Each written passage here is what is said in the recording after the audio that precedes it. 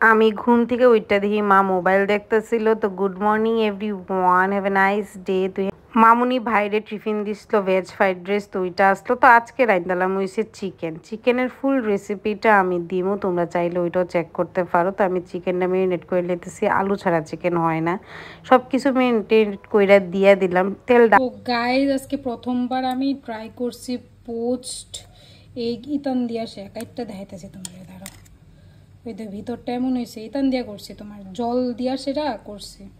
আমাদের জানাও যে এটা ফেলড হইছে না পাস না ফেল। তো চান টান কইরাইয়া লাঞ্চের টাইম হয়ে গেছে। দেখো কত সুন্দর করে প্লেটটা সাজাইছি, ফ্রাইড রাইস, মাংস, এগ পোস্ট, পেঁয়াজ টিয়াজ দিয়া খাইলাম। ওই দেখো কি টেস্টি না লাগছে, মাছ ভাজা ছাড়া তো হয়ই না। সে পোস্ত না, আমি যেটা কইলাম তোমরা এটা করছিলাম, একটা গ্লাস তোমরা লেগানো খাও। তারপরে দিয়া আমি রেডি হয়ে গেছি, আমি আর মা বাড়িতেছি, বিকজ আমার দাঁতের এক্সরে আর আরেকটা সিটি স্ক্যান আসলো একটা দাঁতের, ডাক্তারে দিছিল। তো এটা লেগেই আর কি আমরা বাড়িতেছি আর কি। তো আমি নর্মালি লেগে সিম্পল সাজিয়ে হয়েছি, মাথার শ্যাম্পু না এ লেগে এরকম ভাবে চুলটিরে বাইন্দা লাইছি একটু স্টাইলিং আর কি। যারা চুলে শ্যাম্পু থাকে না তারাই বুঝতে পারবে এই কাণ্ডের মর্ম। আর মা এদিকে গেছে হয়েছে ফলের দোকান, আমরা শপিং কমপ্লেক্সটার সামনে, ওখান থেকে মা কলা নিব। আর আমি আবারও একটু ফ্লন্ট করে দিতেছি নিজের। এমনিতে কালকের ওয়েদারটা যখন আমরা বেরিয়েছি তখন বৃষ্টি আসলো, ওয়েদারটা ভালো আসলো, কিন্তু 3 দিন ধরে ত্রিপুরাতে এত বৃষ্টি হইতেছে অনেক জায়গা মানে সুরক্ষিত থাকার লিগে বন্ধ করে দিছে। তো everyone please stay healthy, stay safe, stay protected, বাড়িতেই থাকো। যদি বেশি বেশি বৃষ্টি হয় তো বেরোতে যায়ও না। তো আমরা যাইতেছি গা, ওটোতে উঠা গেছি গা। তো আমরা প্রথমবার ওই জায়গাটাতে যাইতেছি।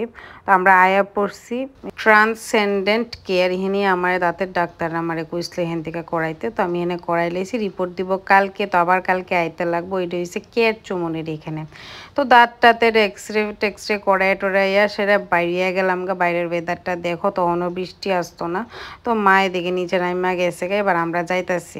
তো আমরা যাইতেছি, মারে কইছি এখান থেকে অটোতে উঠতো না, একটু জায়গাটা এক্সপ্লোর করি, দেখি কিছু আছে টাছে না। আর আমরা দুজনেরই খিদা লাগছিল দুপুরে খাওয়ানোর পর, আর দুজনেই কিছু খাইছিলাম না।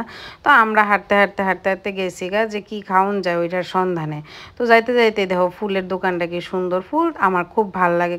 যত সুন্দর সুন্দর ফুল দেখি, ফুল দেখলে আমার মন জড়ায়। জায়গাতে এই চার দোকানটার থেকে চাও খাইছি। তো এইদিকে শিব কালী মন্দিরে ঢুকে গেছিলাম, এখানে পুজো হইতেছিল। তো আমি আর মা গেলাম, একটু জায়গাটা দেখলাম, সবাই দেখতেছি ওখানে ঠাকুরের পূজা করতেছে। তো আমরা আরতি নিলাম, আরতি টারতি নেওয়ার সাইরা পূজা টুজা কইরা প্রণামী দিয়া তারপরে দিয়া বাইরে আয়া পড়লাম আর কি।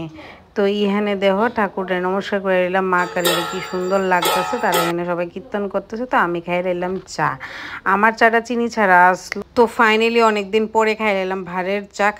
খাইতে খাইতে এবার ভাবতেছিলাম আরও এক্সট্রা কিছু খাইতে লাগবো, কারণ কি চাটা খাইলে পেট ভরতো না শুধু। এদিকে মা দেখো মোবাইল দেখতেছে, আর আমি চাটা খাই আসছি এনে ডাস্টবিনে ফালাই দিলাম। দেন খাই নিলাম হয়েছে একটা রোল। আমি